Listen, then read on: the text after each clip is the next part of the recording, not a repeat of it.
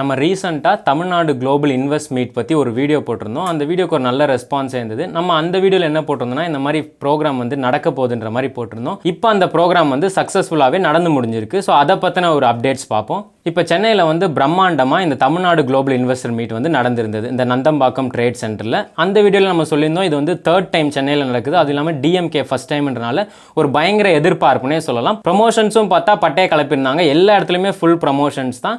So அந்த meet வந்து சக்ஸஸ்ஃபுல்லாக 2 days நடந்தது. January 7, 8 நடந்தது. அதில் பார்த்தா நம்ம சொல்லியிருந்த மாதிரியே நிறைய கண்ட்ரீஸ்லேருந்து வந்திருந்தாங்க இன்வெஸ்டர்ஸ், நிறைய ஸ்பீக்கர்ஸ்லாம் வந்திருந்தாங்க. அதே மாதிரி மக்கள்கிட்டையும் நல்லா ரெஸ்பான்ஸ் இருந்தது. இந்த கலைஞர் 100 ஃபங்க்ஷன் தான் கொஞ்சம் சொதப்பிட்டாங்க, பட் இதுக்கு நல்லா ரெஸ்பான்ஸ் இருந்தது. நம்ம ஃப்ரெண்ட்ஸே நிறைய பேர் போயிருந்தாங்க. அதுவும் இல்லாமல் நிறைய யூடியூபர்ஸ் அவங்களாம் நிறைய பேர் இருந்திருந்தாங்க. இந்த வில்லேஜ் குக்கிங் சேனல் அவங்க வந்து ஸ்டேஜில் பேசியிருந்தாங்க, அவங்க இன்டர்வியூ மாதிரி செம்மையாக இருந்தது. அவங்க ஆடு பற்றி அதை பற்றிலாம் சொல்லியிருந்தாங்க. எப்படி ஆடெல்லாம் வந்து அவங்க ரிஜெக்ட் பண்ணாங்க, அந்த மாதிரி எவ்வளோ டெடிக்கேட்டடாக பண்ணுறாங்க, அந்த மாதிரி சொல்லியிருந்தாங்க. அது ரொம்பவே சூப்பராக இருந்தது. அந்த ஃபங்க்ஷனே ரொம்ப நல்லா இருந்ததுன்னு சொல்லலாம். ஆமாம், அதில் வந்து நிறைய பார்ட்டிசிபேஷன் இருந்தாங்க. இந்த சிஇஓ, இன்வெஸ்டர்ஸ், அம்பாசிடர்ஸ், ஸ்டூடெண்ட்ஸ், இவங்களாமே பார்த்தா கிட்டத்தட்ட 20,000 பேர் வந்து இந்த ப்ரோக்ராம் அட்டன் பண்ணியிருக்காங்கன்னு சொல்கிறாங்க. அதுவும் இல்லாமல் இந்த ஈவெண்ட்டில் பார்த்தோன்னா 26 செஷன்ஸ் போயிருக்கு, டாபிக்ஸ் ரிலேட்டடாக போயிருக்கு. அது மட்டும் இல்லாமல் அதில் வந்து 41 ஸ்டால்ஸ் போட்டிருந்தாங்க 23 செக்டார்ஸ்லேருந்து. அது இல்லாமல் கவர்மெண்ட்டே பார்த்தா 20 செக்டார்ஸ் ஸ்டால்ஸ் போட்டிருந்தாங்க. அதுல ஒரு ஸ்டார்ட் அப் கம்பெனி ஒன்று பார்த்தேன், சூப்பரா இருந்தது. இந்த ஓலா, ஊபர் அவங்களுக்குலாம் காம்படிஷனா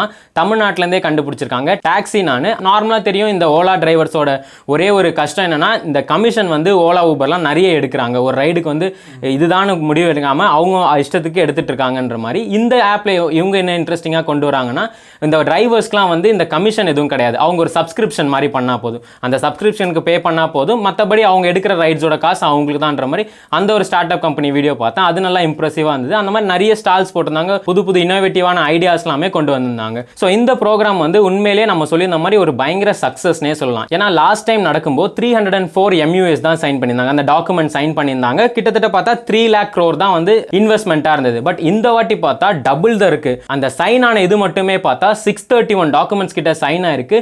எவ்வளோ இன்வெஸ்ட்மெண்ட் ஆயிருக்குன்னு பார்த்தோன்னா 6,64,180 crores கிட்ட ஆயிருக்கு. இது வந்து ஒரு மைல் ஸ்டோன்னே சொல்லலாம். ஏன்னா வந்து அப்படியே டபுள் த ரேட் அவங்க சொல்லியிருக்காங்க. அதுவும் இல்லாமல் சீஃப் மினிஸ்டர் ஸ்டாலின் வந்து முன்னாடியே சொல்லியிருந்தார், அவரோட கோலே வந்து 2030க்குள்ள 1 trillion எடுத்துட்டு போகணும் தான். இது ஒரு நல்ல ஸ்டார்ட்னே சொல்லலாம். இந்த இன்வெஸ்ட்மெண்ட் மூலமா தமிழ்நாட்டுக்கு ஒரு மிகப்பெரிய வேலை வாய்ப்பு கிடைக்க போகுதுன்னே சொல்லலாம். ஏன்னா எவ்வளோ வேலை வாய்ப்பு கிடைக்கும்னா 26,90,657 எம்ப்ளாயிஸ்க்கு இந்த கம்பெனிஸ்லாம் இங்கே வந்ததுன்னா இவ்வளோ பேருக்கு வேலை வாய்ப்பு தரும்னே சொல்லியிருக்காங்க. ஸோ இந்த இன்வெஸ்ட்மெண்ட்லேயே பார்த்தோன்னா பெரிய பெரிய கம்பெனிஸ் எதெல்லாம் இன்வெஸ்ட் பண்ணியிருக்காங்கன்னா, டாடா பவர் தான் வந்து ஃபர்ஸ்ட் பிளேஸ் பிடிச்சிருக்காங்க. ஏன்னா அவங்க மட்டுமே 70,800 crores கிட்ட இன்வெஸ்ட் பண்ணிருக்காங்க. ரெண்டாவது இடத்தை பார்த்தனா அதானி குரூப்ஸ் தான் பிடிச்சிருந்தாங்க. 2019ல கூட நம்ம சொல்லியிருந்தோம், இந்த மாதிரி அதானி குரூப்ஸ் வந்து 28,000 crores கிட்ட இன்வெஸ்ட் பண்ணியிருந்தாங்க. இந்த வாட்டி பார்த்தனா 42,768 crores கிட்ட அதானி குரூப்ஸ் இன்வெஸ்ட் பண்ணிருக்காங்க. அதுக்கப்புறம் பார்த்தனா செம்ப் கார்ப்னு ஒரு கம்பெனி, அவங்க எவ்வளவு இன்வெஸ்ட்மெண்ட் பண்ணியிருந்தாங்கன்னா 37,538 crores கிட்ட இன்வெஸ்ட் பண்ணிருக்காங்க. அதுக்கப்புறம் பார்த்தனா வின்ஃபாஸ்ட்னு ஒரு கம்பெனி, அது வந்து எலக்ட்ரிக் கார்ஸ் தான் மேனுஃபேக்சர் பண்ணுவாங்க. அது வந்து ஒரு லக்ஸூரியஸான பிராண்ட். அநேகமா டெஸ்லா வரதுக்கு முன்னாடி இந்த கம்பெனி வந்து தமிழ்நாட்டில் புழங்கிரும் போல. ஏன்னா அவங்க வந்து 16,000 crores கிட்ட டே 1லே வந்து அவங்க இன்வெஸ்ட் பண்ணியிருக்காங்க. ஸோ அந்த ஈவெண்ட்டோட டே 1லே இவங்க லாக் பண்ணியிருந்தாங்க. அதுக்கப்புறம் பார்த்தா டாடா எலக்ட்ரானிக்ஸ், அவங்க வந்து 12,082 crores கிட்ட இன்வெஸ்ட் பண்ணியிருக்காங்க. அதுக்கப்புறம் நமக்கே தெரியும் இந்த JSW சொல்லி இப்போ ரீசெண்டாக பயங்கர ட்ரெண்டாக போயிட்டு இருக்கு. எந்த ஆட் பார்த்தாலும் இந்த JSW டயர்ஸ்ன்ற மாதிரி வந்துட்டு இருக்கும். அவங்க கூட வந்து தமிழ்நாட்டில் இன்வெஸ்ட் பண்ணியிருக்காங்க. 12,000 crores கிட்ட இன்வெஸ்ட் பண்ணியிருக்காங்க. அதுக்கப்புறம் ஹுண்டாய் வந்து ஆல்ரெடி இன்வெஸ்ட் பண்ணியிருந்தாங்க, இப்போ அடிஷ்னலாக இன்வெஸ்ட் பண்ணியிருக்காங்க. அவங்க வந்து 6,180 crores கிட்ட இன்வெஸ்ட் பண்ணியிருக்காங்க. அப்புறம் நமக்கு ஃபெமிலியரா தெரிஞ்ச TVS கம்பெனியும் வந்து இந்த வாட்டி 5,000 crores இன்வெஸ்ட் பண்ணியிருக்காங்க. அப்புறம் பெகட்ரான் ஒரு கம்பெனி, அவங்க 1,000 crore இன்வெஸ்ட் பண்ணியிருந்தாங்க. அதுக்கப்புறம் செயின்ட் கோபின் அவங்களும் வந்து 3,400 crores வந்து இன்வெஸ்ட் பண்ணியிருக்காங்க. ஸோ இந்த கம்பெனிலாம் தான் இந்த டாப் 10 லிஸ்ட் மாதிரியே சொல்லலாம். இவ்வளோ இன்வெஸ்ட் பண்ணதுல இந்த கம்பெனி தான் வந்து ஹையஸ்டா இன்வெஸ்ட் பண்ணியிருக்காங்க. இந்த ஈவென்ட் முடிஞ்ச உடனே சீஃப் மினிஸ்டர் ஸ்டாலின் வந்து ஒரு ஸ்பீச் சொல்லியிருந்தாரு. அந்த ஸ்பீச்ல வந்து அவர் ரொம்ப சந்தோஷப்பட்டு இப்போ இண்டஸ்ட்ரியல் மினிஸ்டரா இருக்க TRB ராஜா அவரை பத்தி வந்து பெருமையாவே சொல்லியிருந்தாரு.